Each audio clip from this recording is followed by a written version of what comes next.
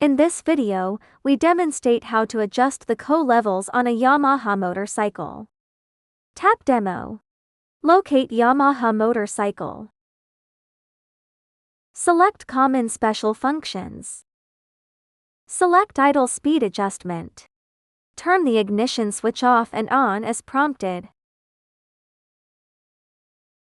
Activate the ECU, select Temporary Activation. Tap CO Volume Adjustment 3. Follow the on-scene instructions. Tap Change Mode. Adjust the cylinder's CO value by increasing or decreasing it. Once adjusted, tap Back. That concludes the guide on Yamaha CO adjustment. Thanks for watching.